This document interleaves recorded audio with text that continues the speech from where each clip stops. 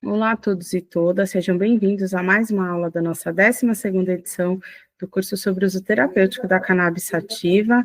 Eu sou a Gabi da Inés, estou aqui para apresentar mais uma aula, na aula que nós vamos falar sobre o mercado da cannabis. E para essa aula a gente vai receber a Maria Eugênia Riscala e o Thiago Cardoso, eles que são a Magê e o Thiago da Kaya Mind, uma referência quando a gente fala sobre esse assunto.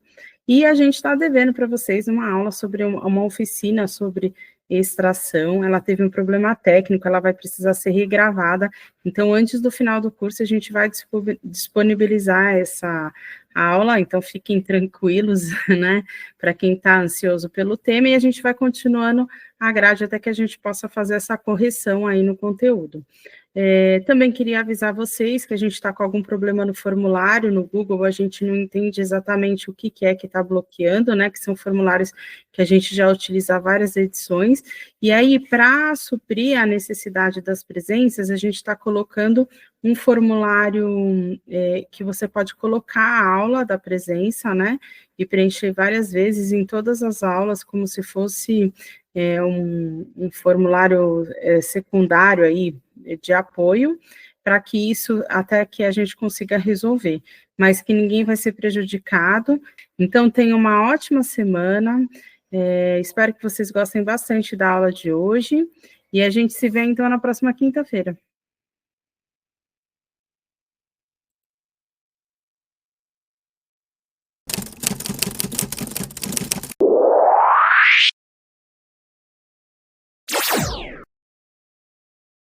Olá a todos, estamos ao vivo aqui com a nossa turma que a gente mais ama, da Unifesp. Sejam todos muito bem-vindos à nossa aula sobre o mercado da cannabis medicinal aqui no Brasil. Meu nome é Maria Eugênia Riscala, eu sou uma das cofundadoras aqui da Kaya. Oi aí, pessoal, tudo bem? Eu sou um outro cofundador junto com a Mar. Thiago Cardoso, seu nome, né, que você não falou. Thiago Cardoso, muito importante. Um prazer estar aqui mais uma vez com vocês. A gente vai passar por alguns pontos bem importantes do mercado aí. Lembrando um pouco que várias das aulas aqui, né, que vocês tiveram foram de uma perspectiva ou mais técnica, né, né, aqui a gente vai trazer uma perspectiva de mercado, do mercado da cannabis no geral, e vai debater, óbvio, vários pontos aqui ao longo da apresentação. Então, muito feliz, vamos que vamos. Perfeito. Bom, então, Ti, se quiser ir pondo a apresentação já na tela, vou só explicar rapidamente por que nós somos os escolhidos para dar essa aula todos os anos, e aí aqui já fica meu agradecimento à Gabi e à Cris, que são aí pessoas maravilhosas, que estão liderando essa força de transformação do mercado a partir da educação, que é uma coisa que a Kaya concorda e tenta fazer também por outros vieses, né, que não via cursos. E aí, pode passar um por favor? A Kaya, a gente fez esse desenho recentemente, porque para quem conhece a gente de antes, sabe aí que a gente passou por um rebranding, então, literalmente, mudamos o logo, porque a Kaya começou se comunicando para empresários. E com o passar do tempo, a gente percebeu que a gente falava com muito mais gente do que só com empresários. Tinha paciente, tinha usuário recreativo, tinha pesquisador, tinha legislador, tinha muita gente olhando para os materiais que a gente produzia e a conversa não é a mesma, né? Quando você está falando, às vezes, de uma técnica de redução de danos e quando você está falando da boa prática que um legislador tem que ter na hora de escrever uma lei ou uma política pública. Então, a gente dividiu os braços da Kaya. A Kaya é um núcleo de soluções para o mercado da cannabis. Ah, Maria, o que isso quer dizer? Quer dizer que tudo que pedem para a gente tenta fazer. Só precisa encaixar no escopo, dado, informação, conteúdo, Para quem nunca viu a pirâmide que tem, né, que fala a diferença entre dado, informação, conhecimento, justamente o dado ele é a base de tudo, né? Sem números, sem informações, a gente não consegue nem começar a trabalhar algo. E aí a gente vai trabalhando o dado, então, quando vocês veem um infográfico, por exemplo, ele já não é mais só um dado, ele já é um dado que foi trabalhado, que foi pensado visualmente para te entregar um insight, né, ou uma percepção. E hoje a gente está aqui em nome da Caia como um todo, tá? Não é nem Caia Mind, nem Caia Biz, nem Caia Doc, porque estamos falando com pessoas que têm, podem ser usuários finais, podem ser pacientes, podem ser profissionais da saúde. E já deixo aqui meu recadinho que se você é médico ou dentista prescritor, a Caia tem uma plataforma só para você, que é o Caia Doc, é de graça. Entra lá e se cadastra. Eu vou mandar o link aqui no chat, tá? Mas é muito interessante porque lá vocês conseguem atender médicos, comparar produtos do mercado. E eu sei que muita gente quer acesso a essas informações, tá, gente? Mas por uma restrição regulatória, a gente só pode abrir ela para quem realmente prescreve. Pode passar aí, Ti, por favor. E bom, vamos começar falando da nossa aula do mercado da cannabis medicinal no Brasil em 2025. O que está acontecendo? E assim, todo mundo já falou para vocês do que foi, como foi o processo, de onde surgiu, então também não quero ficar aqui chovendo mais tempo no molhado. Eu brinco que o mercado, ele começa mesmo em 2015, que é quando a gente tem a primeira regulamentação da Anvisa. Só que ele tem uma viradinha de chave muito forte em 2019, porque é quando começa a se articular o que vai vir a CRDC 327, mas mais importante que isso, ele põe no jogo mais gente. Até então era uma exceção que a Anvisa tinha criado para quem precisasse. E com a 327 já vira um jogo de players maiores. 327, só para não sei se todo mundo sabe, mas é a resolução da Anvisa que rege as vendas nas farmácias, hospitais, etc., no Brasil. Tá? A gente vai passar por todas as vias bonitinho, mas acho que é importante porque a gente está muito acostumado com essas nomenclaturas e às vezes as pessoas podem se confundir. Eu erro, gente, desculpa. A gente fala aqui em siglas, basicamente, porque é muita coisa para falar e aí a gente deixou tudo menorzinho. Mas um ponto aqui importante de vocês saberem que muita gente pergunta pra gente tá bom, mas quando vai estar legalizada a maconha no Brasil, né? E aí, gente, muita calma nessa hora, tá?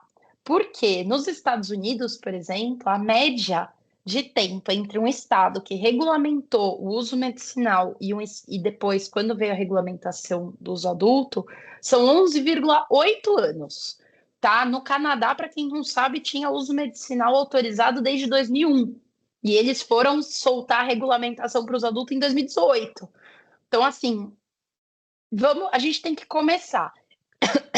Ah, Maria, mas isso significa que você não defende os adultos? Não tem nada a ver, tá? A gente defende tudo que for responsável, tudo que for o melhor para o paciente, que for melhor para o usuário final. Mas como isso vai acontecer, em quanto tempo, aí é uma conversa que não dá. Infelizmente, a minha bola de cristal quebrou, gente.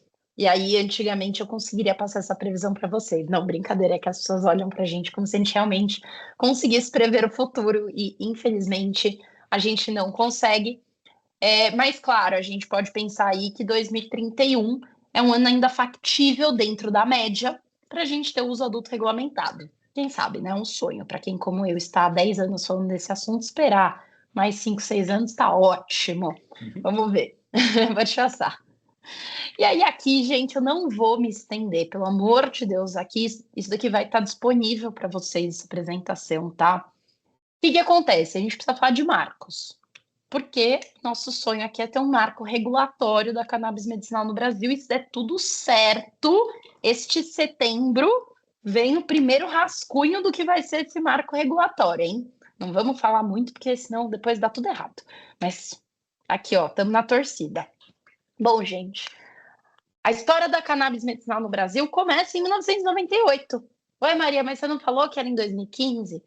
Só que a primeira coisa que a gente tem que lembrar é que o Ministério da Saúde, em 98, proibiu a cannabis, considerou ela uma substância perigosa. E é daí que decorre a gente não poder fazer o uso medicinal, por exemplo, a gente ter problema com o cânhamo, que nem tem canabinoides, por exemplo, só que ele entrou para essa lista da 344, e aí, se a gente queria fazer corda, não podia, porque você estava ali produzindo uma substância perigosa.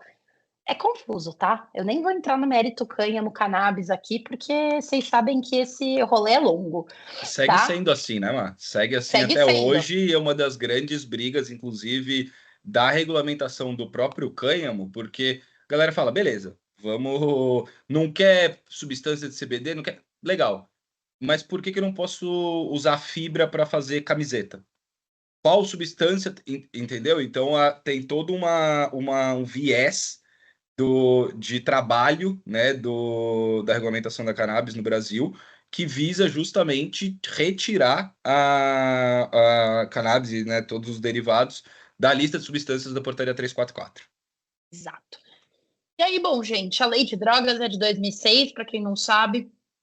A lei de drogas é uma grande propulsora do aumento da população carcerária, por exemplo. Isso porque ela tinha uma boa intenção, né? Tipo aquela pessoa que faz uma coisa totalmente errada, mas com boa intenção. Ela tinha a intenção de diferenciar o usuário do traficante e ela acabou piorando um pouco a situação. E aí começam as resoluções, tá? A primeira do CFM, que entende que para epilepsias poderia haver a prescrição de canabinoides por parte de neurologistas. É bem específico o texto do CFM, tá? E aí, em 2015, começam efetivamente as RDCs da Anvisa. Essa RDC 3, que virou 17, que virou 335, que virou 570, que virou 659, é a atual 660, tá, gente? Só para falar, ela passou por todos esses números, por quê? Porque ela foi sendo alterada. Se você ler a RDC 3 de 2015 da Anvisa, ela não tem nada a ver com a atual RDC 660 de 2022. Mas é tudo meio que consequência uma da outra, tá? Não vou entrar aqui também nos detalhes. Só fala, Amada, o que que é a 660? Ah, gente, Perdão. A 660 é a via da importação dos produtos à base de cannabis. Então, aqui, hoje, é a via ainda com mais destaque, tá? Porque foi a via que começou tudo, a via que muita gente conhece ainda. E, junto às farmácias e às associações, são as 3 vias possíveis para quem é paciente hoje conseguir um produto medicinal à base de cannabis. Ah, Maria, mas e a judicialização? Ela vai judicializar um produto ou de uma associação, ou importado, ou um produto que vende na farmácia. Então, ela compõe, de alguma maneira, as judicializações nisso. Ah, e os habeas corpus? Então, o habeas corpus está por fora mesmo, porque ele é 1 a 1, né? Os coletivos entram nas associações. Então, a gente vai ter uma tabelinha já que explica um pouquinho tudo isso, por isso que eu não vou me alongar aqui, tá? Mas esse é o cenário.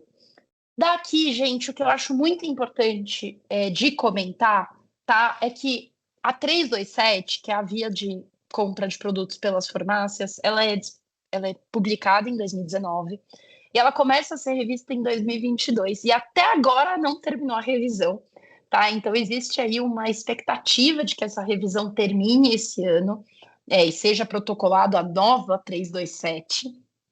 Com isso, pode ser que venha uma revisão das importações ou não, que nem eu falei, minha bola de cristal não está muito legal, então a gente não tem como ter essa certeza, mas há aí indícios.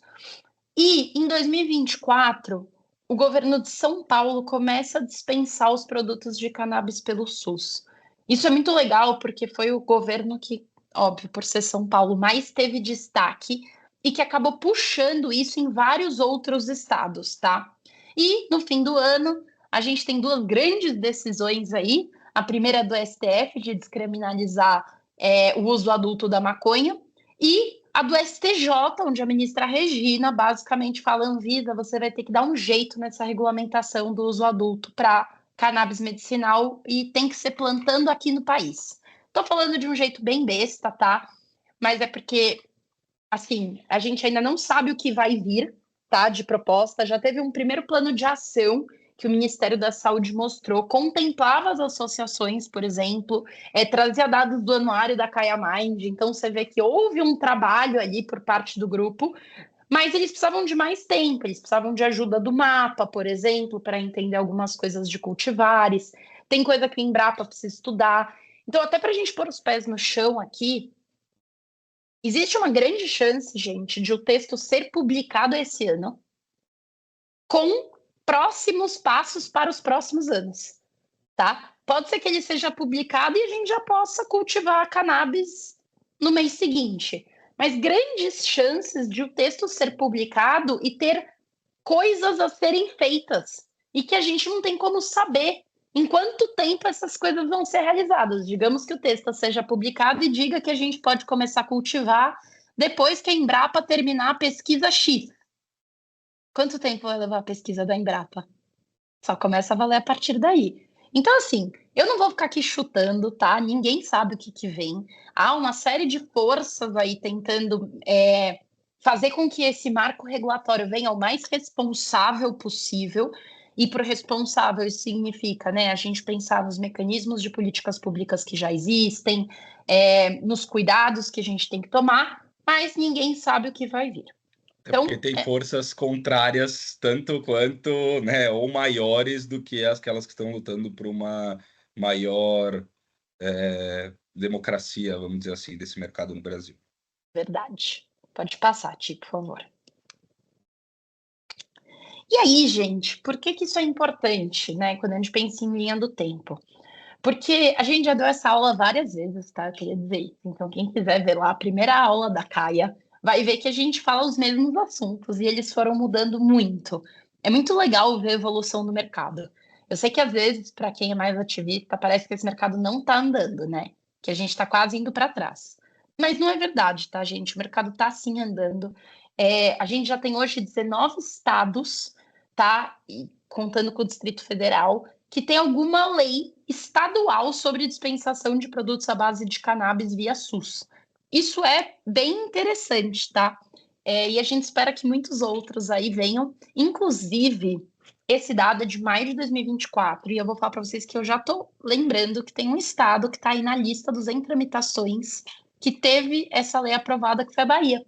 Tá? A gente está fazendo a atualização completa agora para o anuário desse ano, inclusive.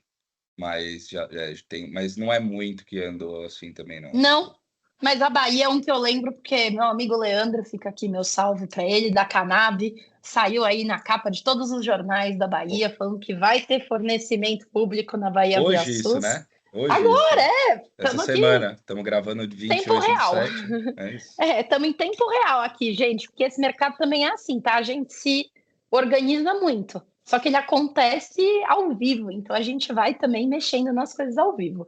Pode passar, Ti, por favor. E aí, gente, eu não vou ficar lendo esse texto para vocês, porque o legal dessa parte da análise, que é falar dos acessos aos derivados de cannabis, é o próximo slide. Pode passar, Ti, que esse eu vou gastar um tempinho. Tá. O que são todas essas RDCs, Maria, que vocês estavam falando? É o quê? Bom, RDC 26 de 2014, tá? E a 24 de 2011. Atualmente, se você quer registrar um medicamento ou um que seja fitoterápico ou fitofármaco aqui no Brasil, você vai para uma dessas RDCs. Por que ela é importante? Porque a gente tem um medicamento registrado aqui no Brasil, tá? Que é inclusive um produto para esclerose múltipla em formato spray, com metade CBD, metade THC. Para quem sabe o que está acontecendo nas farmácias, que basicamente só pode óleo de CBD, gente, ter um spray nasal, meio CBD, meio THC, mostra que, na verdade, você tem que sim cumprir as regras do jogo. Não tem a ver só com politicagem, tem a ver também com politicagem, tá? Não tô tirando corpo fora aqui, não. Mas não é só politicagem, porque o primeiro produto que conseguiu ser registrado tem THC na fórmula, metade, por exemplo. Só que ele, quando foi registrado, já tinha cumprido com todos os estudos clínicos que são necessários e tinha toda a documentação necessária para se registrar um medicamento aqui no Brasil. Então, hoje é o Mevatil, tá? Que é esse produto que eu estava falando, que está registrado no Brasil. Aí tem a RDC 327, que é basicamente fabricação nacional com insumos externos. Para quem não sabe, gente, o Brasil importa mais de 90% dos IFAs que são usados na indústria farmacêutica. Isso quer dizer que o paracetamol que você toma no seu Tilenol provavelmente veio num containerzão em galões, em formato em pó, super concentrado, e as indústrias foram comprando e montando as cápsulas. Nem tem óleo de paracetamol, né? Talvez as gotinhas de xarope, por exemplo. Só que tudo isso é importado, tá, gente? Então, Principalmente da Índia e dos Estados Unidos. perfeito. A RDC 327, por mais que muita gente fale, mas e o cultivo nacional? Tamo junto, hein? Também queremos ver cultivo nacional aqui no Brasil. Mas quando a gente pensa em indústria farmacêutica, a gente vai ter que ser muito competitivo em preço. Muito, muito, muito. Porque já tem bons IFAs vindo, por exemplo, do Canadá, da Colômbia, dos Estados Unidos, da Europa.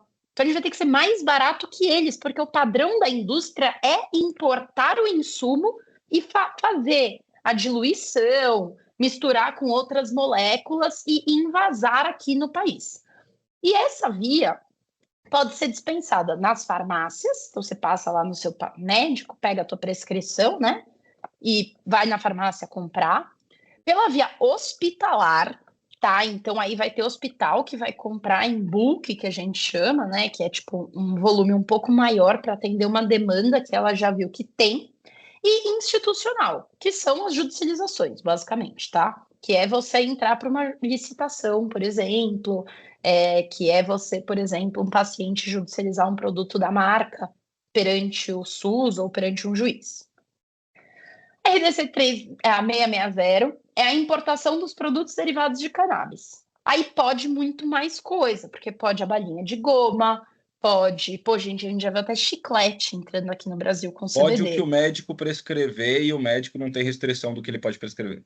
Exatamente. E aí você pode vir ou por remessa de importação, tá? Então você prova que você precisa de uma quantidade maior. Você pode trazer isso na sua bagagem de mão, desde que você tenha toda a papelada, pelo amor de Deus. Toda vez que a gente faz isso, me dá até taquicardia de pensar de alguém trazendo isso na mala, sem toda a papelada. Galera, se for trazer na mala de mão, nunca despacha. E traz junto o pedido médico, a autorização da Anvisa, tudo que você puder ter de papel, tá? Porque, infelizmente, hoje não é porque pode alguma coisa que a polícia entende que pode, tá? A gente já viu 1000 casos. E você fica numa situação muito ruim, porque é uma autoridade policial ali do outro lado, que às vezes tá te pondo medo, tá te fazendo ameaças. Então, assim, diria até para ter o contatinho do advogado na mão. E a remessa expressa, tá, gente? Que é o que mais acontece. Queria dizer aqui que qualquer outra das duas tem que ser na base da exceção, tá? Porque o que mais tem é a empresa de courier, que é a famosa tipo DHL da vida, tá? Um courier é um remetente, né? Essas empresas de transporte, que não são o correio, que você não pode pôr seus produtos no correio, nem americano, nem brasileiro. E aí a gente vai para a autorização judicial, que aí ele pode ser dado tanto para o cultivo associativo, quanto para o autocultivo, quanto para as farmácias de manipulação. Existe uma grande chance das farmácias de manipulação entrarem dentro da RDC 327 na revisão que ela vai ter. Mas, de novo, bola de cristal não está tão afiada assim, mas, por ser lei no Brasil, né, tudo que pode na farmácia de manipulação, eles têm Está no texto já, o texto inicial dele, da revisão. Boa. E aí, a gente tem um precado legal, que não é sobre isso que a gente vai falar aqui hoje, então não vou me dar muito ao trabalho, mas, obviamente, como todo mundo sabe, ainda é um jeito de acessar. Maior de todos por muito, muito e muito. Mas não no medicinal, né? Que aqui a gente está falando muito do medicinal. No geral, isso. Então, assim. E aí, gente, mas tá bom, Maria. E aí, como é que fechou 2024? Esse mercado cresceu, não cresceu? Ó, gente, deixa eu até falar uma coisa pra vocês, tá? A gente acaba nem falando. Eu sou a CEO da empresa, mas eu sou responsável aqui pelo marketing, pelo comercial. E o Thiago é basicamente responsável por tudo que a Caia faz. Tecnologia, dado, pesquisa. Então, assim, as partes mais legais dessa aula estão chegando. Segura aí, porque é o que ele vai mostrar, que aí vem 1000 gráficos, tabelas e coisas. Eu tô aqui para dar uma bela introdução para vocês. E se der tudo certo, deixar vocês bem animados para nossa aula e com bastante vontade de ver os dados que o Thiago vai mostrar, tá? É que vai ter várias coisas aí que talvez vocês fiquem curiosos, tá? Então, calma que a gente vai falar mais. Mas, gente, 2024 fecha com um mercado de 852 milhões de reais e 672 mil pacientes. Cara, é coisa pra caramba, tá? É coisa pra caramba. A ideia, a projeção é que esse ano de 2025 esse mercado deve chegar em 1 bilhão de reais. E hoje ele já impacta milhares de negócios, tá? Entre empresas, associações, e ele já gera milhares de empregos também, tá? Só entre as associações, se a gente fosse fazer um levantamento, talvez já ia ter bastante gente empregada, mas aqui eu tô contando tudo, tá? Até o pessoal que trabalha lá na Prate Dona Dulce e cuida de cannabis dentro da Prate. Afinal de contas, são empregos que foram gerados por esse mercado. Só que a gente está muito longe ainda, gente. Esse é um mercado que ele pode ter 6,9 milhões de pacientes medicinais, se a gente pensar numa ampla regulamentação. Ah, Maria, então se passar o negócio do STJ, vai ter 6,9 milhões de pacientes? Não sei. Não sei como vai vir o texto. Pode ter menos do que o que tem hoje, se vier muito restrito o texto, entendeu? Então, assim, de novo, gente, se alguém vier para vocês com certezas sobre esse mercado, questione, tá? A gente está Ou há 10... números esdrúxulos, tipo, questionem. Trilhão. Deixa eu até falar uma coisa aqui importante, tá? Mas é bom, né? Vai que a gente já viu dado neste país de que esse mercado geraria mais de R$ trilhão. Gente, trilhão é PIB, tá? Só. E o valuation da Apple, talvez. Não tem mais coisas que são trilhão, tá? Esse número, toda vez que vocês verem trilhão e não tiver relacionado à economia geral do país, desconfia, porque nada vale trilhão, nem Bitcoin. Eu tô brincando, mas assim, tudo que vocês verem números muito exagerados, desconfiem.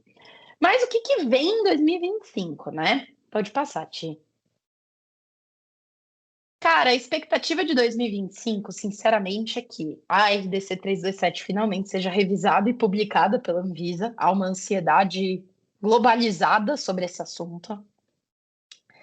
A concorrência nas farmácias já está crescendo bem e vai crescer mais, para quem não viu.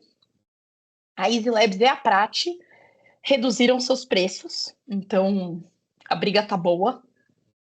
Você já está tendo também uma redução nos preços dos importados, muito acompanhando essa intensificação das farmácias. Consolidação de outras formas farmacêuticas. Óleo sempre foi uma coisa muito esquisita, né? A gente não está acostumado a tomar óleo aqui no país. A gente toma xarope ou a gente toma cápsula. Então a gente acredita que isso vai crescer. E a regulamentação do cultivo para fins medicinais. Há sim a expectativa de que isso tenha próximos passos ainda esse ano. Também vai ter muita marca entrando e muita marca saindo. Está tendo um aumento no número de médicos prescritores, mas é um aumento lento. Isso porque a RDC 327 hoje é uma das grandes responsáveis por abrir novos médicos, que a gente fala, né? Então, médico que nunca tinha prescrevido começa a prescrever via farmácia, mas há uma alta taxa de desistência, tá? Muito maior do que da 660, pelo que a gente conseguiu acompanhar. E a publicação do plano de cultivo, né, por parte da Anvisa e da União. Então era isso que eu queria deixar para vocês. Eu vou passar a bola agora para o Thiago, tá? Eu vou fazer comentários, eu vou pitacar muita coisa aqui, mas ele vai liderar agora com vocês. E mandem mensagem no chat se tiverem com dúvidas, porque a gente vai estar aqui acompanhando e vai tentar responder. Boa, Mar. Obrigado. Então, bom, pessoal, que nem a Má trouxe, a gente tem uma série, a gente está num momento de mudança no mercado da cannabis, onde todas as empresas, todos os médicos, todos os pacientes que acompanham isso estão aflitos, para dizer o mínimo, né? Eles estão esperando para ver o que vai acontecer. E isso por quê? Né? Porque a gente já tem hoje um mercado que ele é absolutamente consolidado e ele tem centenas de milhares de pacientes, né? Então, que nem a gente trouxe aqui, a gente teve, primeiro, uma evolução absoluta nos últimos anos em termos de número de novos pacientes. Aqui, pessoal, não está escrito em nenhum lugar, eu acabei de ver, mas a gente está falando só de pacientes via importação. O que a gente estima é que o número de pacientes total, contando associações e farmácias, seja basicamente o dobro disso, tá? Então, é um mercado que está crescendo muito, tem mais de 500 mil de pessoas hoje como pacientes recorrentes, né? Então, isso é muito expressivo. Poxa, tem uma única associação que tem 50, 60 mil pacientes. Então, só daí a gente consegue entender a força que esse mercado vem tendo nos últimos anos. Mas, como é muito mais fácil, né? Você ir de 2 para 4 do que de 200 mil para 400 mil, a gente já chegou nos últimos anos de mercado, principalmente no ano passado, e a expectativa para esse é a mesma, onde a gente vai ter um crescimento menor do que o crescimento que a gente teve ali no comecinho, né? Que era o mercado, que é isso, de 2019 para 2020, ele aumenta, sei lá quantas vezes, 10 vezes, depois ele vai dobrando, dobrando, dobrando, até chegar no ano passado, aqui de 23 para 24, que ele aumenta 25%, o mercado num total, o que é um aumento excelente, pensando que é um aumento anual, mas ele já começa a não dobrar mais, né? Ele já começa a ficar mais estável. E isso porque, né, desde que a gente está falando, né, a Má falou, pô, de quando que é a RDC 327 e a 660 efetivamente? Ali de 2019, 2020. Então, desde então, a gente não teve mudanças significativas em termos de mercado mesmo e regulamentações que regem o mercado prático, que é o que está acontecendo na vida real que alterassem ou que acelerassem esse processo. A gente está, de novo, na beira de uma revisão da RDC 327, na beira do início de uma revisão da RDC 660, na beira de uma regulamentação do cultivo nacional no país, que a gente não sabe para onde vai, porque, que nem a Má falou, 90% do IFA do Brasil é importado. Então, a gente querendo ou não, a gente plantando, né, como está hoje, que é o cultivo nacional para venda na farmácia, a gente está falando de produzir o próprio IFA. E o Brasil, isso vai na contramão de tudo que a indústria farmacêutica está fazendo. Então, existem alguns entraves, até em termos de nacionais, né? Mas eu não vou entrar nesse mérito de nacionalização dos processos produtivos e tal, porque aí a gente vai muito longe. Mas o fato é que a gente tem uma possibilidade acontecendo aqui no Brasil que ela vai na contramão do que a indústria farmacêutica está acostumada, e a gente está na beira de ter grandes mudanças, aí sim a nível nacional mesmo, em mais de um órgão, né? Porque tudo que a gente está falando aqui, gente, RDC 660, todas as RDCs que a gente falou até agora, 327, 660, 24, 25, 3, 17, 570, tudo isso é do escopo da Anvisa. E pensando em cannabis, né? Vamos pensar em cannabis por um momento, vamos pensar junto. Cannabis, maconha, enfim, vamos falar qualquer coisa, tá?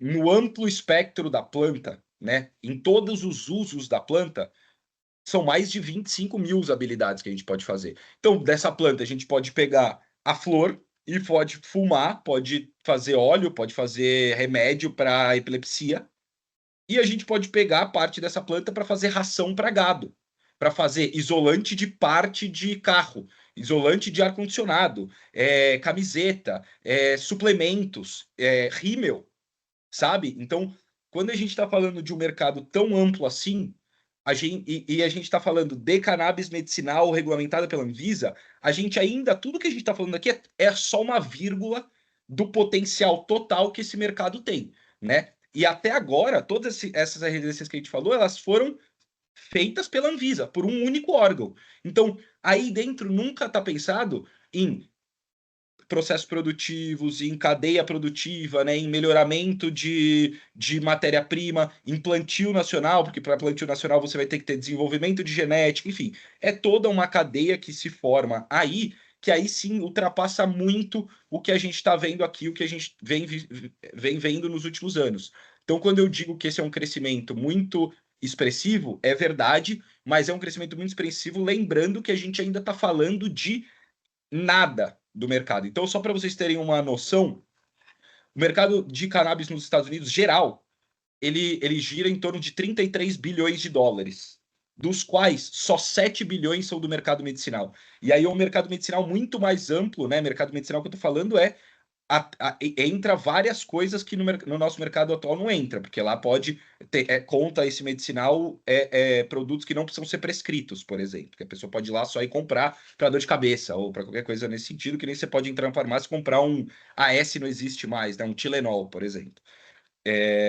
Então a gente ainda está falando de um mercado absolutamente estrangulado versus o potencial que a gente tem que agora com Embrapa entrando, com MAPA entrando, isso começa a aumentar, mas ainda precisa de Ministério da Justiça para ver toda essa questão de da população carcerária e do uso adulto. Enfim, tem uma série de outros elementos que ainda nem começaram a ser pautados no Brasil, outros que já começaram, mas estão no estágio muito mais embrionário do que as RDCs da Anvisa, e é por isso que a gente está focando tanto nisso aqui, tá? Nessa questão medicinal. Mas lembrando dessa potência da planta em diversas esferas.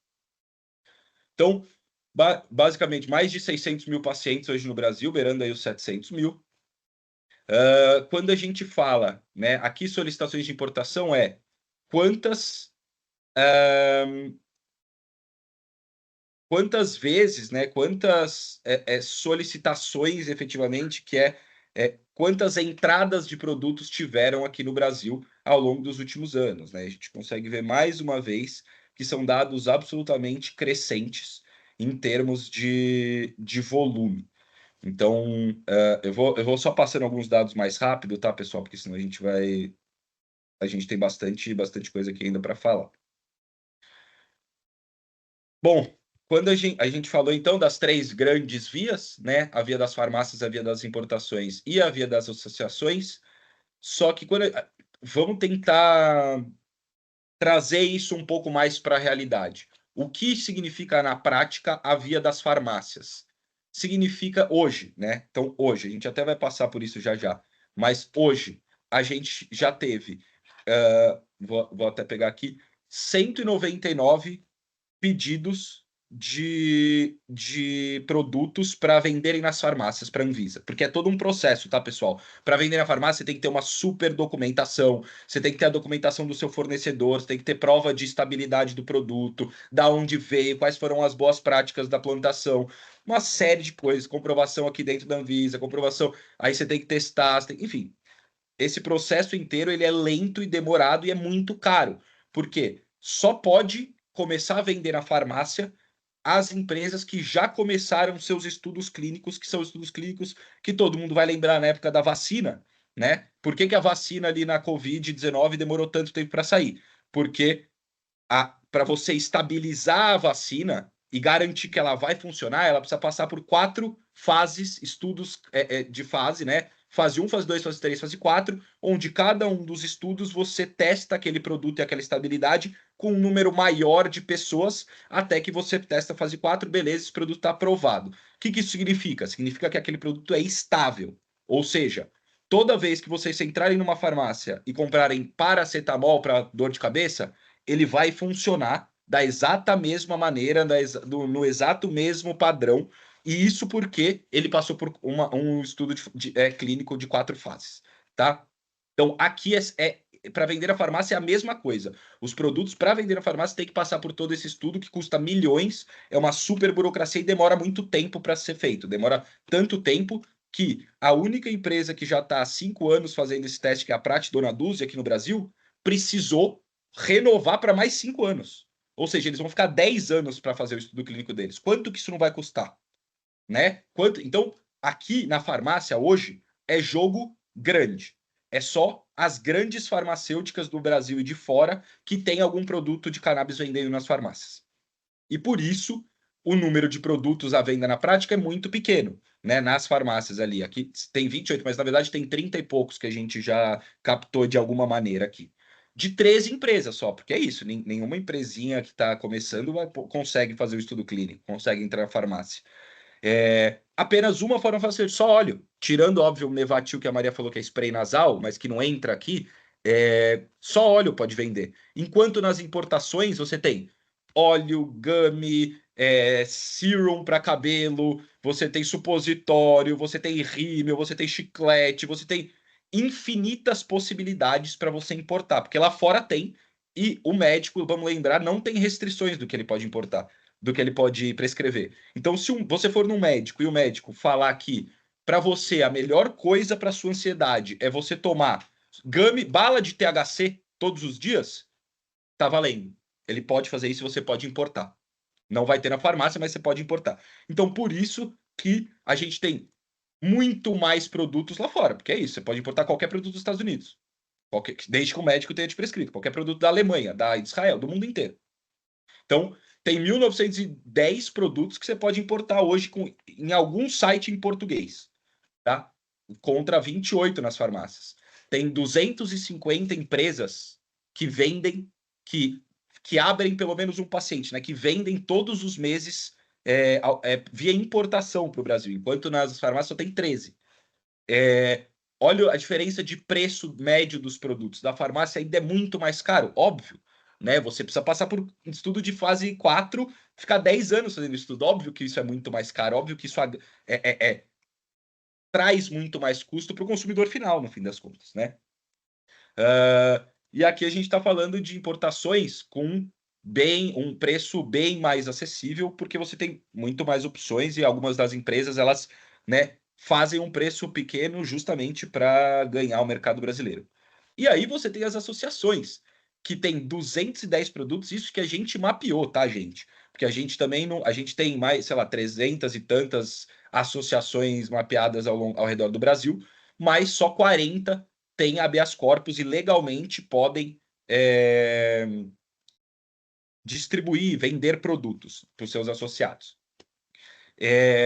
De 11 formas farmacêuticas diferentes, então vocês percebem que ainda assim é muito mais do que nas farmácias, com um preço médio muito menor, mas a potência dos produtos das associações também é menor, então isso diminui o preço, e o preço dos óleos aí em R$355. Aqui, gente, passando bem rapidamente, a gente está trazendo um pouco dos problemas que a gente tem na atual regulamentação da venda nas farmácias. Por que isso? Porque, que nem eu falei, a gente teve 199 pedidos de autorização sanitária, que eles chamam, né? 199 pedidos. Desses 199, 109 ou não foram aprovados ou desistiram no meio do processo. Dos que sobraram, 46 foram aprovados e 44 estão em análise. Ou seja, a Anvisa demorou 5 anos para analisar e para aprovar metade do que eles ainda têm para aprovar. Então a gente ainda está num processo muito, muito demorado e muito longo, porque também a Anvisa não tem braço, não tem gente, né? A Anvisa ela vê tudo que, em termos sanitários do Brasil, cannabis é só uma vírgula. Então ela não tem servidor suficiente.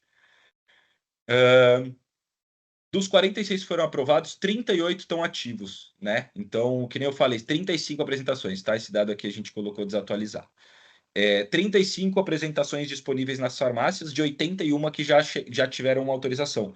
Ou seja, não basta só você fazer esse processo que eu falei até agora de fase clínica, Anvisa, documentação, etc. Depois que você é aprovado, você tem que bater na porta da Droga Raia e falar: oi, vende meu produto. Só que aí a Droga Raia vai falar: por que se eu já tenho outros 35 iguais à venda? Então, tem várias nuances do mercado que elas começam a surgir com o próprio amadurecimento do mercado e que a gente tem que colocar sob perspectiva para entender para onde e como que o mercado está indo. A gente tem uma venda estimada nas farmácias, agora sim nas farmácias, entre 22 e 27 milhões de reais por mês, tá? É uma média bem similar ao que a gente está vendo nas importações, tá? Um mercado que gira em torno de 22 a 27 milhões de reais por mês também, e menos, um pouco menos aí, na verdade, consideravelmente menos nas associações. E aí, gente, a gente falou bastante, né, dessa tal revisão da RDC das farmácias aí. E o que isso vai mudar na prática? Bom, como a gente viu aqui, né, aqui em cima, dá licença, eu vou voltar, ainda é um mercado da farmácia que é muito limitado, né? É muito seletivo, são poucos canabinoides, só pode ser BD, basicamente. Só não, mas majoritariamente, e com pouquíssimas empresas. O que a Anvisa está fazendo? Ela quer aumentar quais produtos podem vender nas farmácias, em termos de quais formas farmacêuticas diferentes. Por forma farmacêutica, eu não sei se todo mundo entende, mas a gente quer dizer por qual é o formato daquele produto. É uma bala de goma, é um óleo, é uma cápsula, é um supositório, é uma chiclete, tá? Porque tem. Enfim, qual que é a forma desse produto, né? Hoje só pode óleo, basicamente. Só óleo. E aí eles vão aumentar isso, tanto em formas farmacêuticas quanto, obviamente, em via de administração oral e nasal. Então, colocando aqui, né, dérmica, sublingual, bucal, etc.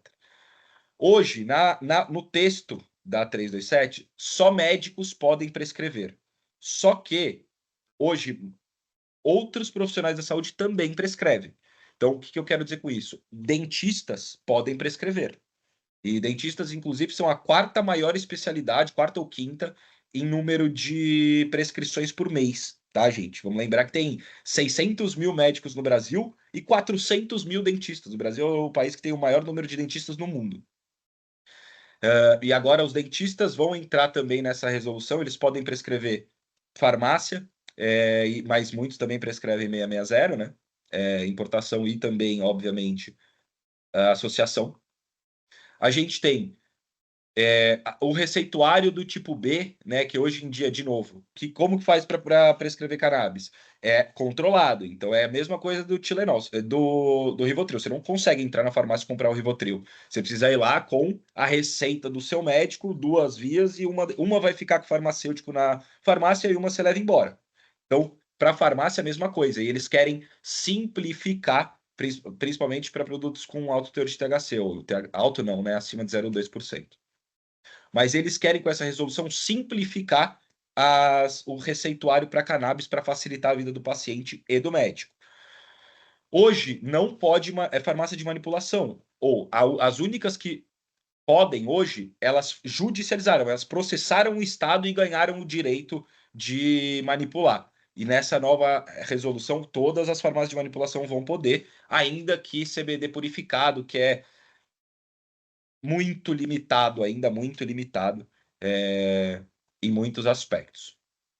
A validade da autorização, então, que nem eu falei, agora, antigamente, você precisava, em 5 anos, comprovar o seu estudo clínico fase 4. Agora, eles vão dar mais 5 anos de renovação, que nem eu falei o caso da Pratidona Duz, então 10 anos no total, com o estudo em curso, obviamente, com o, né, isso já começado. Para publicidade, é totalmente proibida, então as marcas... Isso é um grande problema no mercado de cannabis hoje, tá, pessoal? Vou espirrar vocês. Perdão. Publicidade, pessoal, é uma das maiores questões do mercado de cannabis hoje. Porque é a mesma... Você não pode promover, fazer publicidade de um remédio, porque é meio que promover, né, a doença e tal. Então é proibido hoje você não vai ver propaganda de Rivotril. Não vai ver, porque é proibido. Então, cannabis hoje, por ser controlado, segue essa mesma ótica.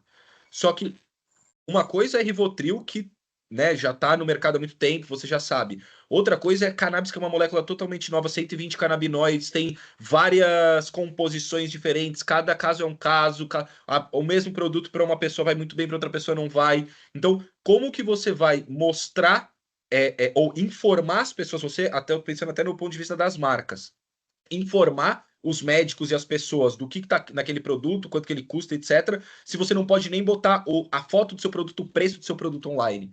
Então, as marcas, elas acabam sendo muito criativas, vou chamar assim, em como elas fazem essa propaganda, em como elas passam essa informação adiante, seja para o médico, seja para o consumidor final. E agora, nessa RDC, vai flexibilizar essa publicidade voltada só para os prescritores, jamais, ainda não para o público final.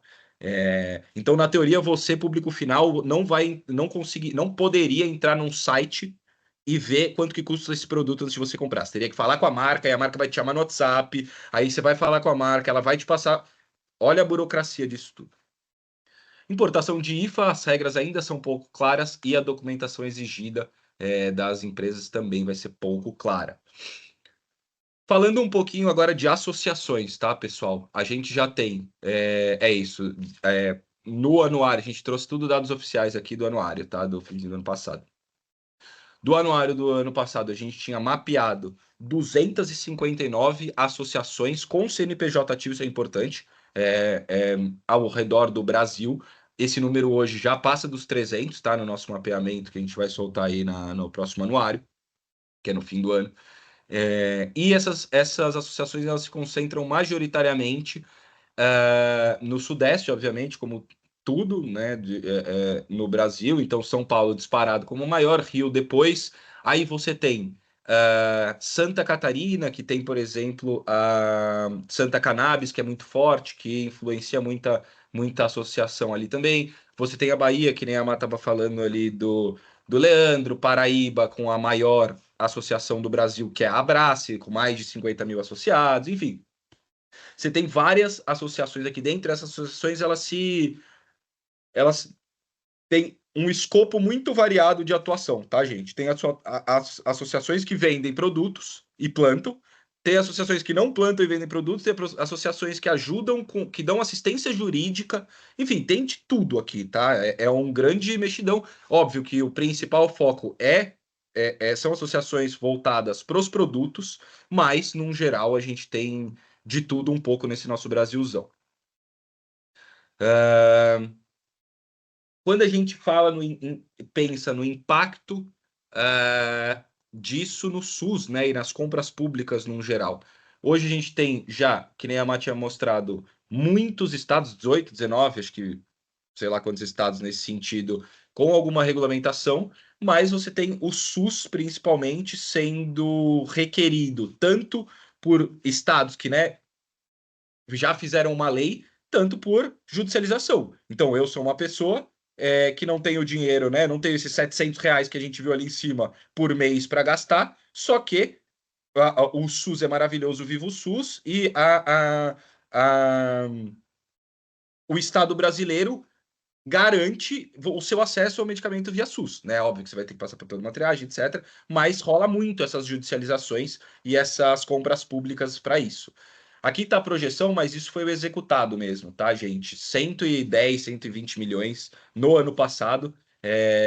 Então é um número que. É isso, a gente somar os últimos anos, a gente já tem um gasto de 300 milhões de reais só em compras públicas para pacientes de cannabis, gente. 300 milhões de reais em compras públicas para pacientes de cannabis. É muito absurdo. E por que isso? Porque como a gente não tem hoje um plantio nacional, né, toda uma estrutura robusta interna que garanta isso, as marcas e vocês acham que a marca dos Estados Unidos que está judicializando vai fazer um preço mais caro ou mais barato? A gente vê, gente, a gente pega judicializações com produtos até 4 vezes o preço que da importação que a gente encontra. 4 vezes. Por quê? Porque o Estado brasileiro demora 3, 6 meses para pagar, tem uma série de coisas, e aí a galera enfia a faca. E aí, porque a gente não tem esse controle, essa distribuição interna, a gente acaba ficando à mercê de interesses de terceiros, e aí quem paga é o Estado brasileiro. Então, é isso, muito focado nas regiões Sudeste e Sul, que são responsáveis aí por 85% de todos esses gastos, que é onde está a maior população, né? Tirando o Nordeste ali, obviamente, mas o Nordeste é muito forte também com associações, então eles têm também essa via ali para eles. E finalmente, né? A gente falou, né, de todas as vias, né, de tudo que está sendo prescrito e quem está prescrevendo isso, gente? Quem são os profissionais da saúde que estão prescrevendo cannabis no Brasil? Aqui a gente agrupou em macrogrupos, né? Mas pensando em especialidades, a gente tem clínicos médicos, a gente tem psiquiatras, neurologistas, dentistas e médicos de família. Esse quinteto é responsável por quase metade de todas as prescrições mensais do Brasil, tá? Então, essas 5 especialidades só. Então, tem algumas especialidades, gente, que já entenderam que isso funciona e funciona bem. Eu vou dar um exemplo para vocês. No Rio de Janeiro, um a cada quatro neurologistas prescreve algum produto de cannabis todos os meses.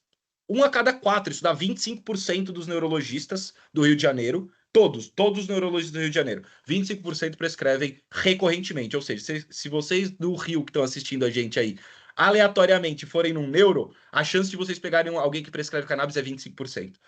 Isso é muito relevante, tá? Porque em outras especialidades, em outros lugares, tem uma força bem menor. Então, acaba que a gente olha num geral Brasil, mas tem essas regiões e esses grupos em cada região que tem uma aceitação muito forte. E aí, isso, obviamente, que para as marcas é muito importante para entender aonde que eles conseguem ir mais atrás, onde que eles precisam levar mais para o representante médico e etc. E para os pacientes, esses bolsões de prescritores, vou chamar assim, é bom porque você tem um acesso muito mais fácil regional ali, né? Se você é do Pará, você não precisa passar no médico do Rio, você pode passar no médico do Pará mesmo, entendeu? Então, acaba que esses bolsões, eles facilitam a vida dos pacientes que estão ali perto, mas hoje a grande parte dos atendimentos de cannabis ainda são feitos por telemedicina, tá? Então, isso ainda é uma questão, apesar de que isso está gradualmente melhorando. Deixa eu até colocar uma Por coisa favor. aqui, só te...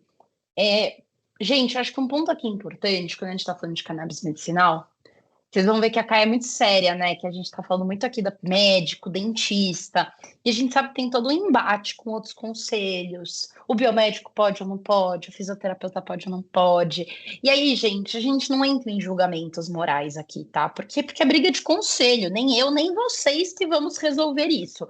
Então, fica um alerta de cuidado. Esse é um mercado que, bom, a gente está nele há 10 anos, tá? Eu amo ele. Eu amo. Mas o que eu já sofri de preconceito por falar de maconha não foi pouca. Fico pensando eu aqui, se eu tivesse um número de registro e ele corresse um risco por conta disso. Claro, se você só fala na internet sobre o assunto, ninguém vai caçar seu registro de fisioterapeuta. Só que a gente já viu gente sendo perseguida por conselhos e pela própria Anvisa, porque não está autorizado. Gente, se vocês mandarem um ofício para a Anvisa e perguntarem, Anvisa, quem pode prescrever cannabis no Brasil pela importação ou pelas associações, eles vão falar apenas médicos e dentistas. Ah, mas o meu conselho falou isso. O que vai acontecer com esse mercado? Quem vai ganhar? Que força vai puxar mais forte? Queria deixar muito claro que isso daqui não sou eu dizendo, muito menos o Thiago, que a gente acredita que o fisioterapeuta tem que ou não tem que prescrever. Não nos cabe isso. Mas nos cabe, sim, ser muito responsáveis, coisa que às vezes a gente sente falta nesse mercado, tá? Dessa responsabilidade, essa colocada de pé no chão, de falar, gente, cuidado. Então, assim, em especial os fisioterapeutas, tá? E farmacêuticos e etc. Hoje, via RDC 660, você tem como prescrever THC, por exemplo, para um paciente. THC, por mais que ele não seja essa jararaca que todo mundo coloca ele, tem paciente que passa super mal com THC. Então, se um paciente passar mal e colocar você em xeque, como que vai ser isso? Então, tem até jeitos de você fazer a coisa para se proteger, tá? E aí eu queria só aqui um alerta que aconteceu esse fim de semana, até eu acho que eu vou dar esse alerta pelos próximos meses, coitado do Thiago, que vai me ouvir muito falar disso. Cuidado com qual é o delta desse THC, se você for prescrever. A gente teve contato esse fim de semana com uma pessoa que tinha balas de goma de delta 8 THC e cada uma das balas de goma tinha 100 miligramas. É uma menina que está acostumada a fumar maconha, tá, gente? Então ela faz uso recreativo. Ela comeu 1/3 de uma bala de goma e falou que ficou horas passando mal. Horas. Você tá mutado.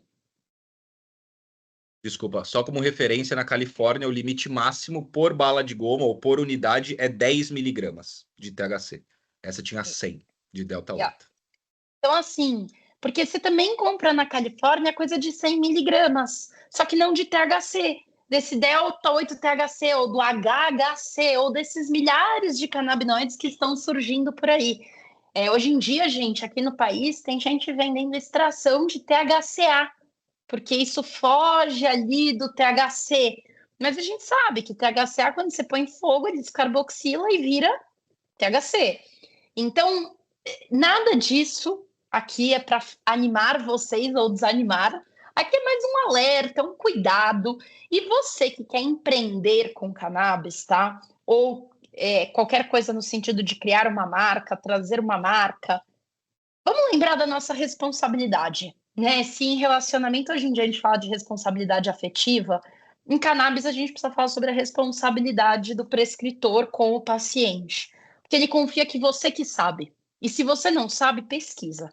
Pede ajuda, pode mandar uma mensagem para a gente que a gente vai te ajudar. Fala que você foi nosso aluno da Unifesp, porque você vai dar um quentinho no nosso coração, porque é nosso grande orgulho ser chamado de professores de uma pós-graduação da Unifesp. Mas aqui fica só esse detalhe, tá, gente? É mais um cuidadinho, mais um alerta. Quero fazer terrorismo de maneira alguma, mas esse fim de semana até a gente se pegou surpresos, porque a gente nunca tinha visto algo tão concentrado e alguém que vem do mundo recreativo falando que passou tão mal com um negócio que ela comprou numa lojinha saudável, tá, gente? De bem-estar, de wellness na Flórida. Então, né, fica aqui o meu alerta e é isso, time, perdoa. Você tá mutado. Ai, meu Deus. 2x2. Imagina. Bom, então é isso aqui em termos de médicos e de macrogrupos, né? A gente tem a clínica médica, condições neurológicas, que nem eu falei, que englobam neurologia e psiquiatria, dores. Então, né, a gente tem...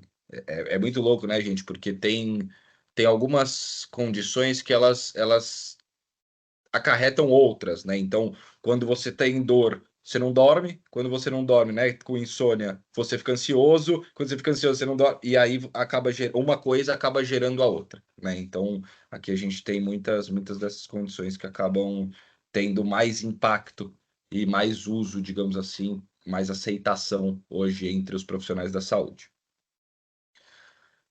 Bom, falamos então de um monte de coisa e onde estamos e para onde vamos nesse mercado, né? Então, a gente teve um crescimento, que nem a gente viu, bem agressivo, né? A gente chega agora em 2024 com um mercado fechado de 840 milhões de reais, mais ou menos, com a expectativa e projeção que a gente toque 1 bilhão esse ano, que nem a gente falou, e chegue aí próximo de 1 bilhão e 200 milhões de reais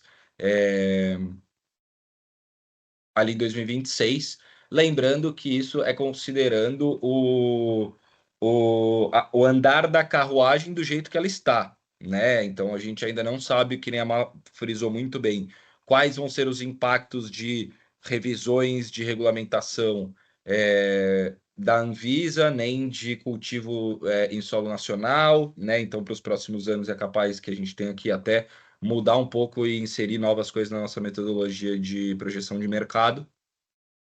Mas, por enquanto, é isso. É que nem eu falei, um crescimento muito expressivo que não toca nem perto do potencial que esse mercado tem aqui no Brasil, né? Então, a gente tá falando, né, de um mercado que é muito mais amplo do que o que a gente está conversando aqui, do que a própria Anvisa está conversando.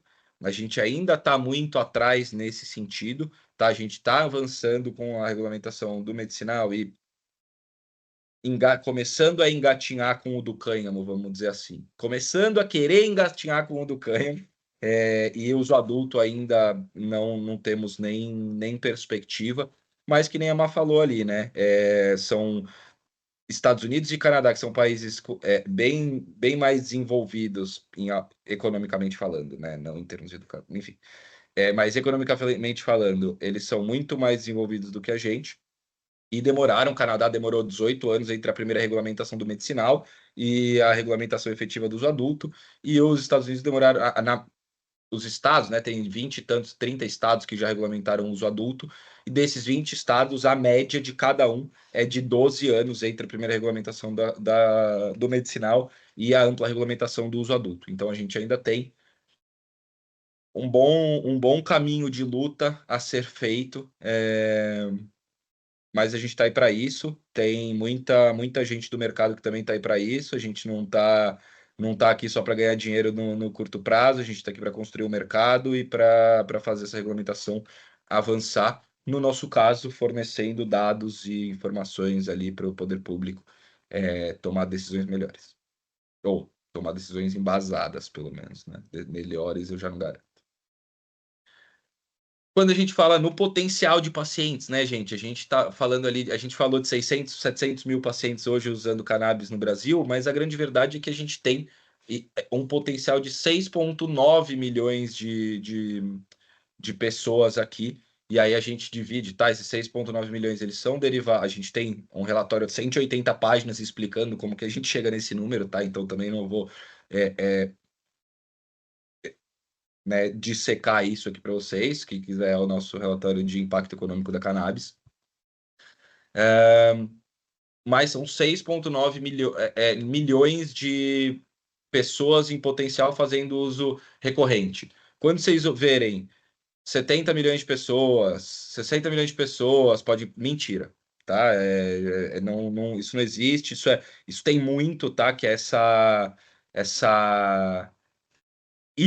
inflação, essa hiperinflação dos dados para sair na mídia ou para fazer alguma coisa nesse sentido, mas que na prática é até muito arriscado, né? Então, nos Estados Unidos rolou isso muito, por exemplo, ali em 2018, onde um monte de gente saiu soltando um monte de número absolutamente megalomaníaco, um monte de agricultor começou a plantar cânhamo, por exemplo. Então, em 2018, o número de hectares plantados de cânhamo nos Estados Unidos era de 35 mil hectares. Sabe quanto é hoje? 10 mil. Por quê? Porque não tinha esse, sabe? Não são todas as pessoas doentes do Brasil que vão se tratar com cannabis, gente. Isso não existe, tá?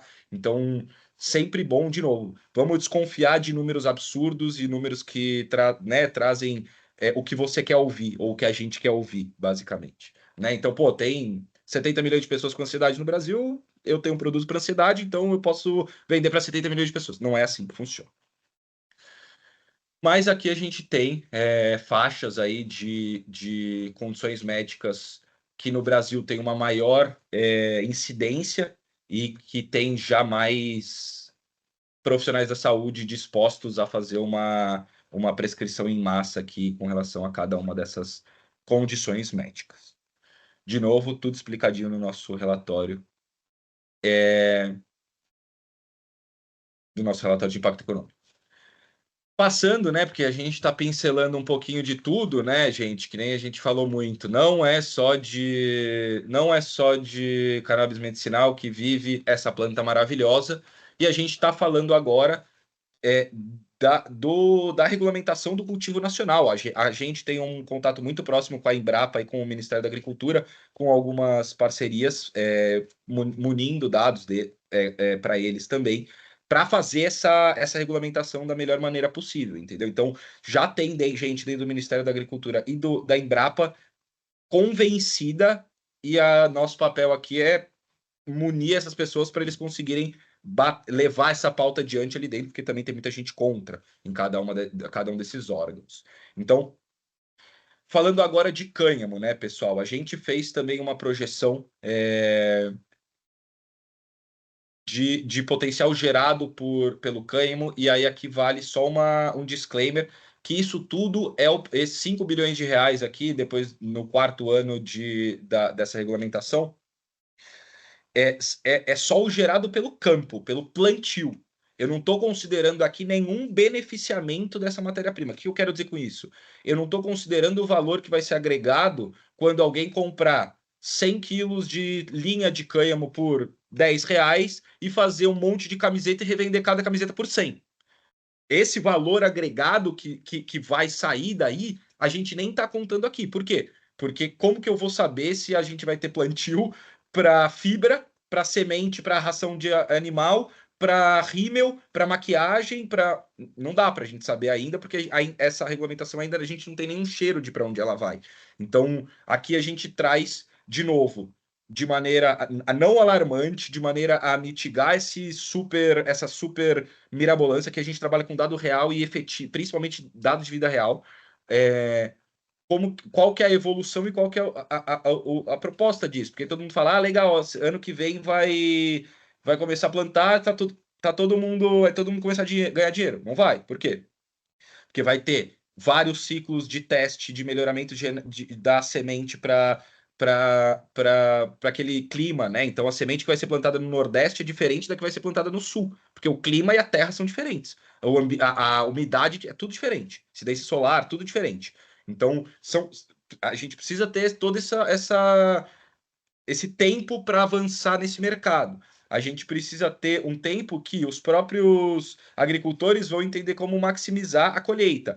Quem comprar essa colheita vai precisar de um tempo para entender se tem mercado para eles venderem. Pô, a Osklen vai comprar camiseta de cânhamo, quanto que ela vai comprar? No comecinho não é muito, porque ela vai começar a fazer um push com camisetas de hemp, camisetas de cânhamo, etc e tal, e aí isso vai quem vai pegar isso para fazer produto de, sei lá, de beleza, vai precisar de um tempo para fazer formulação, para fazer teste, para testar isso no mercado. Então, há um processo depois da regulamentação de amadurecimento, tanto por parte dos cultivadores, quanto por parte de quem vai pegar e transformar essa matéria-prima num produto final, e por parte da população que vai precisar ser ensinada que há um novo componente nos seus produtos que, né, que já consome, ou enfim, como que isso vai chegar ali na ponta final. Então, o cânhamo, de novo, a gente tem também um relatório de 150 páginas falando só sobre o cânhamo, gratuito, só entrar lá no nosso site e baixar, tá? Por isso também que a gente tem muitos materiais complementares aqui, nesse sentido. A ideia aqui é dar esse norte para vocês, e aí quem quiser ir se aprofundando em cada uma das coisas que fizer sentido para vocês, tem material para isso também. E aí o resumão, gente. O resumão daqui é um tamanho potencial de mercado só falando do medicinal, de 9 bilhões e meio de reais por ano, contando o cânhamo. Isso vai para 14,4 bilhões de reais de mercado dentro do Brasil gerados por ano. Se a gente contar a regulamentação do uso adulto, gente, esse número salta para 26 bilhões de reais. Porque sempre, em todos os lugares do mundo, o uso adulto é o responsável pela maior parte do mercado, né? Obviamente, todo mundo fuma maconha desde sempre, ninguém nunca parou de fumar maconha quando foi proibido, nem vai parar quando voltar. Então, assim, é a droga ilegal mais consumida do mundo e, enfim, muito menos danosa que álcool e que drogas legalizadas, enfim, não vou entrar nesse mérito, mas é um potencial muito grande e a gente ainda está falando de né, pensando ali em 800 milhões, quando a gente olha para esse tamanho de mercado potencial, ainda há um longo caminho a ser feito, e principalmente que é o nosso trabalho com o poder público é não deixar esse mercado todo ficar na mão concentrada de quem já é rico. É trazer quem historicamente foi marginalizado pela guerra às drogas, trazer essa galera também pro debate, para ganhar dinheiro. Porque se você tirar maconha da mão do traficante e não tirar o traficante daquele lugar, ele vai seguir traficando cigarro, televisão, arma, sei lá, tipo, você não resolveu a raiz do problema, né? Então, a gente tem uma oportunidade única e de ouro de um mercado que nasce em 2025 com potencial bilionário raríssimo, de devolver, de mitigar e de ter uma redução de danos e uma devolução para a sociedade do dano que essa guerra causou ao longo dos anos. Então, esse vai que vai. Desculpa, Ti, rapidinho. Eu acho que uma coisa importante da gente reforçar aqui, gente, é que quando a gente olha tudo que a Caia traz, tudo que a Caia faz, ela sempre busca muita referência lá fora.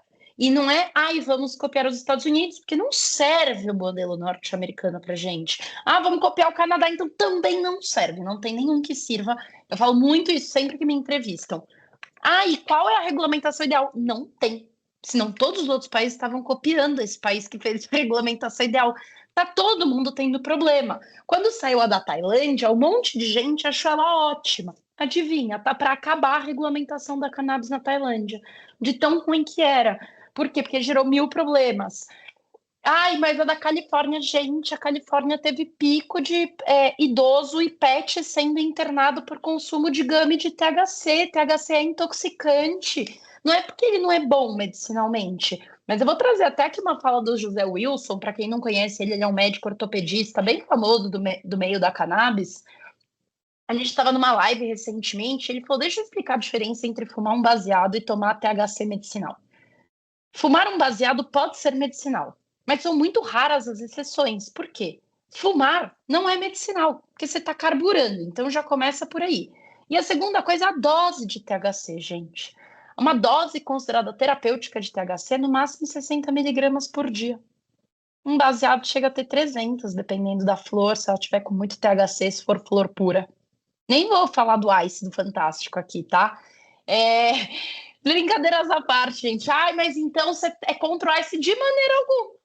Super a favor, aliás. Mas a gente tem que pôr ele na caixinha certa e falar que ele é uma redução de danos, por exemplo, é um pouco absurdo, tá, gente? Muito difícil a gente encaixar o ice numa redução de danos. Normalmente ele é fumado com tabaco. Vocês têm noção disso? Não tem como ser menos redução de danos versus fumar um baseadinho. Mas tem quem queira, tipo, quem quer beber absinto de 94% de álcool, né? E adivinha? Tem jeito de comprar absinto. Então, assim, tem que ter, na nossa visão, maneiras responsáveis de as pessoas fazerem consumo do que for do interesse delas. Afinal de contas, é a liberdade individual que a gente tem que defender. E não o se sim ou se não. Mas aqui é importante da gente falar que tudo que a gente traz é de fora. Por que eu estou falando isso? Porque esses números foram baseados em modelos tropicalizados. Então, a gente pegou o que existia nos Estados Unidos e tropicalizou. A gente olhou para o que tinha no Canadá e tropicalizou. Algumas coisas entraram, outras não. Mas as políticas públicas consequentes da regulamentação são as coisas que vão fazer esses números acontecerem. Não tem 9,5 bi de tamanho de mercado de cannabis medicinal com óleo de CBD puro a R$ 400 na farmácia. Ninguém paga R$ 400 por nenhum tratamento, muito menos de CBD puro, que a gente sabe que não faz nenhum verão, dependendo da condição médica que está sendo tratada. Para algumas vai fazer muito verão, tá? Mas para outras não. Não tem emprego sendo gerado se não tiver cultivo nacional com acesso à reparação histórica. Senão a gente vai pôr na mão de meia dúzia de fazendeiros que aquelas pessoas já estão empregadas. Então, enfim, gente, eu não vou também ficar aqui chovendo no molhado, porque a gente já está bastante tempo dando aula, mas eu queria muito trazer isso para vocês, que a gente é muito responsável. Se algum dia vocês fizerem alguma coisa da Caia e não acharem fonte, metodologia, base, de onde aquele número tirou, pode vir cutucar a gente que a gente vai te responder. Eu tenho certeza que a gente tem de onde a gente tirou aquilo. A gente é super responsável. O time do Thiago, eu falei outro dia, eles me entenderam mal, então eu vou falar de outro jeito aqui. Eles são super criteriosos com a escolha das fontes, com a escolha de quais informações vão ser usadas para compor esses números, tá? Então, assim, podem vir perguntar. Às vezes a gente não põe tudo no anuário, porque também a gente escreve 200 páginas e ninguém lê. Então, imagina se escrevesse mais. Aí que vocês não iam ler mesmo. Então, assim, pode vir perguntar quem tiver na dúvida. E eu sei que esse curso aqui dá para vocês um trabalho de conclusão de curso que vocês têm que fazer. É o nosso maior orgulho também já ter sido citado em tantos deles. Então, todas as fontes que o Thiago falou, se é para produção de material educativo, chama a gente. Se for, tiver fechada no site, a gente vai liberar, tá bom? Desculpa, Ti, último adendo, prometo. Imagina, vai que vai. Acho que é isso, é importante reforçar aqui. Materiais complementares, pede pra gente que a gente sempre quer para academia, né? A gente envia tudo aberto. E 328 mil empregos podendo ser gerados pela ampla regulamentação. Aqui eu estou falando de motorista que vai levar a carga de maconha do plantio para a fábrica até a enfermeira. Enfim, gente, aqui é de novo, tá? Até o próprio cultivador, até o vendedor da loja, enfim, aqui a gente está falando de uma cadeia completa a nível nacional mesmo, o que não tem muitas. Então, é muito bom. Só para vocês terem noção, tem menos enfermeiros do que isso no Brasil. Então, é muita gente mesmo. E por fim, é isso. Último slide, gente, prometo, para a gente fechar. Muito obrigado para quem ficou com a gente até aqui. Tendências para a gente ficar de olho, né? Então, é importante falar que os profissionais da saúde seguem sendo um dos principais gargalos, e quando eu digo, são esses pontos de atenção que o mercado precisa ter, porque a gente tem 10 mil prescritores recorrentes e 600 mil, 1 milhão no Brasil, né? Então, ainda há um longo processo, os médicos ainda não estão convencidos, ainda há muita educação de base para ser feita para eles, que a indústria farmacêutica tradicional está fazendo há décadas. Então, há um trabalho muito grande nesse sentido. A gente tinha até julho de 2023 a possibilidade de você importar flores para fumar. Um médico prescrevia flores e você podia importar e fumar flores de CBD, mas de qualquer forma, a Anvisa proibiu isso. Então, que nem a gente falou, o médico pode prescrever qualquer coisa que tá valendo, menos planta in natura para você carburar. Essa é a única coisa que a Anvisa não permite. Mas tem alguns players que eles não estão no jogo da Anvisa, né? As associações, nada que elas conseguiram foi pela Anvisa, foi tudo via judicial. Via judicial, gente, a Anvisa não toca. Então, se por via judicial a associação conseguiu direito de vender flor, ela vai vender flor e pode vender flor. Isso já acontece com algumas associações no Brasil. Então, já existem algumas associações no Brasil com um HC, né, com liberação para vender flor, tá? É isso. A Anvisa se movimentando para incorporar as novas formas farmacêuticas nas farmácias e mais do que isso, né? Para ficar de olho esse ano, a gente tem 3 macro temas, pensando de quem está no mercado, para acompanhar, que é o que a gente veio batendo aqui na nossa aula inteira. Revisão da RDC 327, início da revisão da RDC 660 e o cultivo e solo nacional, que a gente não sabe como vai ser, porque é um esforço conjunto de MAPA, Embrapa, Ministério da Saúde, a Anvisa e assim por diante. E o crescimento do número de dentistas prescrevendo. Tem muito pouco dentista ainda que prescreve no Brasil, tem 200, 300 por mês que prescrevem só de 400 mil, e esse número ele tem crescido pouco a pouco, mas ainda é uma tendência muito forte para os próximos anos, porque é uma comunidade muito, muito grande que está subutilizando a cannabis, digamos assim. Gente, mais uma vez, desculpa pelos 20 minutinhos aí que a gente passou. Muito obrigado para todo mundo. Quero agradecer mais uma vez a Cris e a Gabi aí por dar esse espaço para a gente. A gente tá aí no chat, mas fica aqui nossa abertura, nosso contato, nosso celular direto, nosso e-mail, se vocês quiserem, para entrar em contato com a gente, trocar figurinha, mandar coisa, pedir coisa, enfim, a gente está aqui para empurrar a informação do mercado goela abaixo da sociedade brasileira para fazer essa pauta avançar. Fim das contas, é isso. Perfeito. Também queria agradecer, gente. Foi muito, muito bom. Esses telefones, esses números, vocês chegam direto na gente ou no nosso time, tá? Então podem mandar. A gente espera que vocês tenham gostado muito. A gente fica super aberto aqui para dúvidas. A gente deseja muita sorte aí nas próximas aulas. E eu vou dar um spoiler, vocês vão ver a gente de novo. Não nos matem, eu prometo que a gente vai trazer muita coisa nova na nossa próxima aula. E, enfim, espero que vocês tenham gostado. Deixem aí feedbacks, porque a gente ainda não gravou a próxima aula, tá? Já vou pôr a gente aqui, que a gente está um pouco atrasada. Deixem aí, que a gente quer gravar a melhor aula possível para vocês. Então é sobre isso, gente. Beijo grande. Valeu, pessoal. Até já.